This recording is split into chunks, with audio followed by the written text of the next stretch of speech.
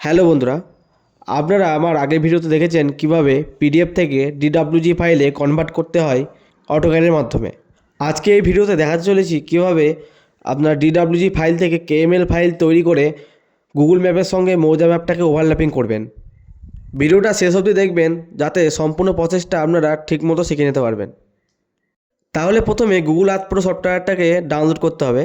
Overlapping করার জন্য একটা জিনিস ভালো মতোভাবে বুঝতে হবে, আমাদেরকে দুটো পয়েন্ট নিয়ে ম্যাপটাকে ওভারল্যাপিং করতে হবে।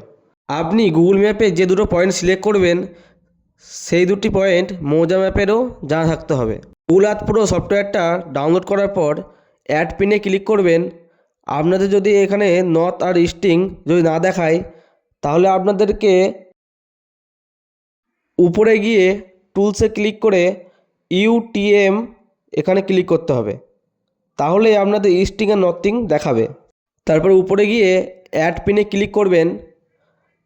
এবার সেই প্রথম পয়েন্টটা আপনাদেরকে ভালো মতোভাবে সেট করে নেবেন, আর সাইডে যে ইস্টিং আর নর্থিং দেখাচ্ছে সেটাকে খাতায় নোট করে রাখবেন। তারপর ওকেতে ক্লিক করলেই আপনাদের এই পয়েন্টটা অ্যাড হয়ে যাবে। এরপর দ্বিতীয় পয়েন্ট সিলেক্ট করতে হবে। তাহলে আমি দ্বিতীয় পয়েন্টের প্রথমে সেই জমির আলে গেলাম, তারপরে অ্যাড পিনে ক্লিক করবেন। তারপরে এটাকেও ভালো মতোভাবে সেট করে নেবেন, আর এখানে ইস্টিং আর নর্থিংটা আপনাদেরকে খাতায় নোট করে নেবেন। তারপর ওকেতে ক্লিক করলেই আমাদের দুটো পয়েন্ট সিলেক্ট করা কমপ্লিট। তারপরে আপনারা অটোক্যাড সফটওয়্যারটাকে ওপেন করবেন, তারপরে নিউ ড্রয়িংয়ে ক্লিক করবেন। তারপরে আমাদের যে গুগল আর্থের যে পয়েন্ট দুটো সিলেক্ট করেছিলাম, তারপরে যে ইস্টিং অ্যান্ড নর্থিং লেখা এসেছিল সেটাকে খাতায় নোট করতে হয়েছিল, সেই ইস্টিং অ্যান্ড নর্থিং দুটো পয়েন্টেরই এখানে ইনপুট করতে হবে। তারপরে আমাদেরকে কিবোর্ড থেকে পিও দিয়ে এন্টার করতে হবে। তারপরে প্রথম যে পয়েন্টটা নিয়েছিলাম তার ইস্টিংটাকে লিখতে হবে, তারপর কমা দিয়ে নর্থিংটাকে লিখতে হবে।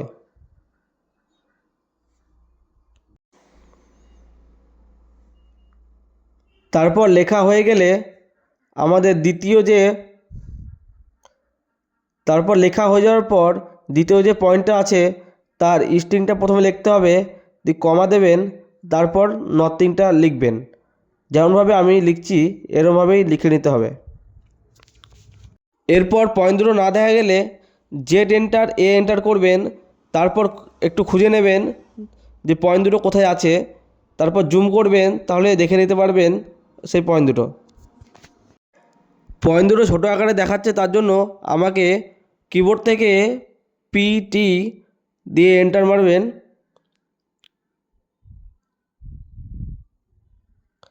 তারপরে যে কোনো একটা সিম্বল ক্লিক করে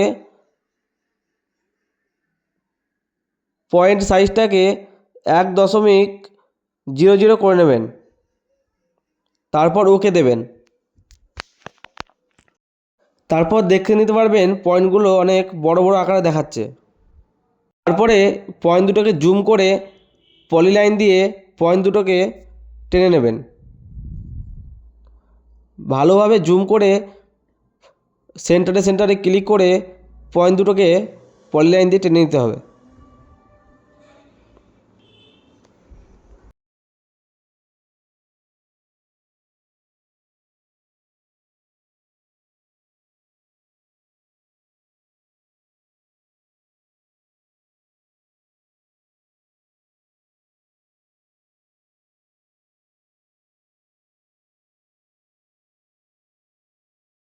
তারপরে আমাদের ফার্স্ট পেজে যেতে হবে, যেখানে আমরা পিডিএফ থেকে ডিডব্লিউজি ফাইলে কনভার্ট করেছিলাম। সেখানে গিয়ে পুরো ম্যাপটাকে সিলেক্ট করে নেবেন। তারপরে কিবোর্ড থেকে কন্ট্রোল সি টিপলেই কপি হয়ে যাবে। তারপরে পরবর্তী পেজে এসে কিবোর্ড থেকে কন্ট্রোল ভি দিয়ে এন্টার করলেই ম্যাপটা অ্যাটাচ হয়ে যাবে। তারপর ম্যাপটাকে সিলেক্ট করে নেবেন, তারপর রাইট ক্লিক করে মুভ অপশানে গিয়ে আমরা যেখানে পয়েন্ট নিয়ে লাইন টেনেছিলাম তার ধারে পাশে নিয়ে যাবেন ম্যাপটাকে। তারপরে আমাদের একটাই কাজ, অ্যালাইন করা। তাহলে পুরো ম্যাপটাকে প্রথমে সিলেক্ট করে কিবোর্ড থেকে এল চিপে এন্টার করবেন। তারপর লেখা উঠবে স্পেসিফাই ফার্স্ট সোর্স পয়েন্ট। এর মানে হচ্ছে আমরা গুগল ম্যাপে যেখানে ফার্স্ট পয়েন্ট নিয়েছিলাম সেই প্লটে কর্নারে একবার ক্লিক করবেন, দিয়ে আবার সেই ফার্স্ট পয়েন্টের ওখানে নিয়ে যাবেন, দিয়ে লেফট ক্লিক করবেন।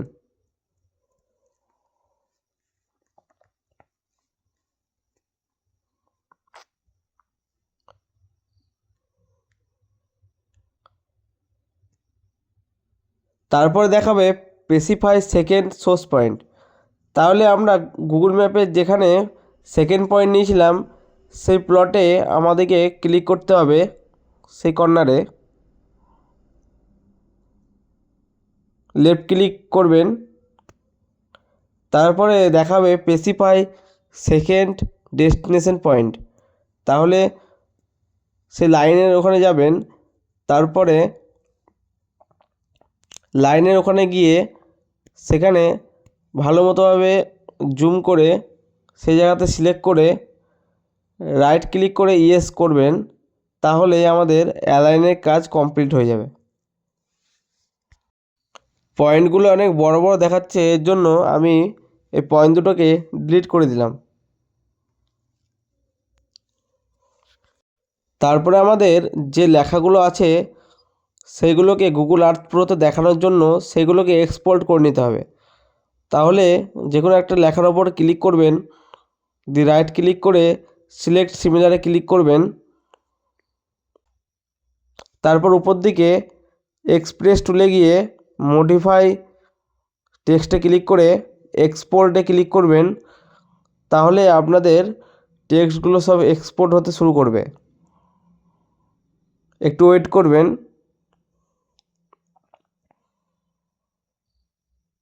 দেখুন সব দাগ নম্বরগুলো এক্সপোর্ট হয়ে গেছে।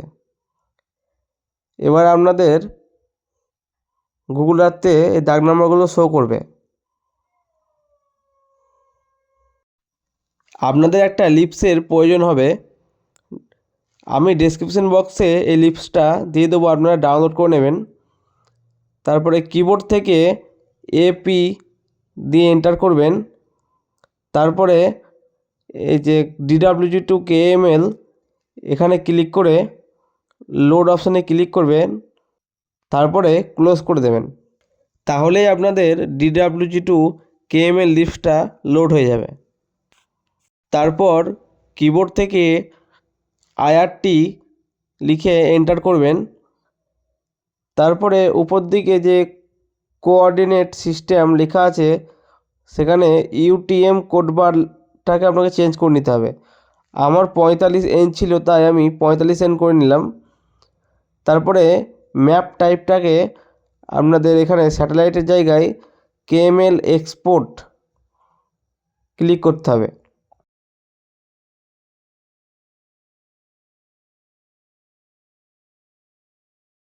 আমি এই ফাইলটাকে ডেস্কটপে সেভ করব, তার জন্য ডেস্কটপে ক্লিক করে রেখেছি। তারপরে ওকে দিয়ে দেবেন। তারপর গোটা ম্যাপটাকে সিলেক্ট করে নেবেন, তারপর এন্টার করবেন। তারপরে যে কোনো একটা ফাইল নেম দিয়ে দেবেন।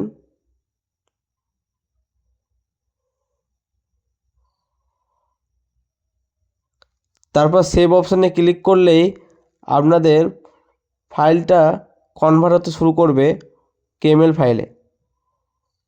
একটু ওয়েট করবেন, যতক্ষণ না হচ্ছে ততক্ষণ ওয়েট করবেন। এটা নির্ভর করে যার যত ভালো ডিভাইস হবে তার তত তাড়াতাড়ি হবে, তাই একটু ওয়েট করবেন যতক্ষণ না হচ্ছে।